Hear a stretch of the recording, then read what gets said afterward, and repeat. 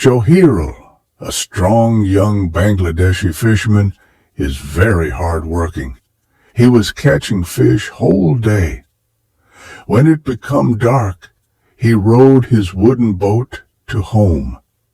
His calloused hands gripped the oars, propelling him through the silent, shadowed landscape.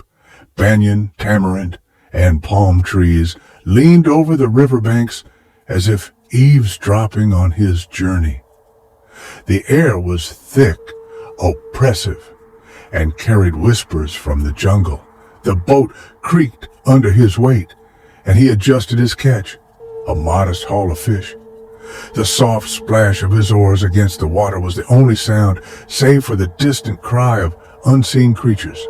As he neared the village of Goroibari, a suffocating unease settled over him. The mist thickened, curling like ghostly fingers, and the outlines of the village house by the riverbank emerged in the gloom. Then he saw it. A figure loomed in the center of the river, tall, dark, and impossibly grotesque. Its legs stretched unnaturally wide, each foot planted firmly on the opposing riverbanks. Between them hung a grotesque sight.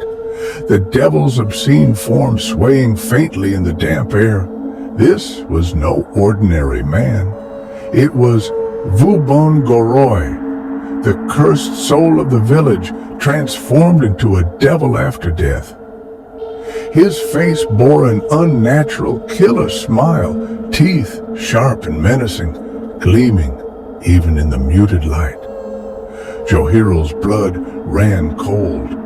His hands froze on the oars as the figure turned its gaze to him, eyes glinting with a malevolent light. The devil's voice broke the silence, guttural and resonant, echoing across the water. "Fisherman," it commanded, "give me your fish." Terror gripped Johirul's chest like a vice. His instincts screamed to flee, but his body refused to obey. He hastily reached into his haul, pulling out a fish with trembling hands. Holding it out like an offering, he stammered, "Take it! Take it!" The devil's laughter filled the air, a sound both human and otherworldly, as it reached out and claimed the fish with a gnarled hand. Without another word, the devil crouched, its monstrous form shrinking and twisting. Wings erupted from its back in a sickening snap, and within moments, it had transformed into a giant bat. Its leathery wings flapped once, twice, and then it vanished into the darkness of the jungle, leaving only a foul gust of wind in its wake. Johirul's heart hammered in his chest. His mind screamed at him to leave, and this time his body obeyed. He paddled furiously, each stroke tearing through the river's calm surface. The trees seemed to close in around him, their shadows stretching out like claws. The mist parted just enough for him to see the faint outline of his home ahead. When he finally reached the shore, he stumbled out of the boat, trembling and drenched in sweat.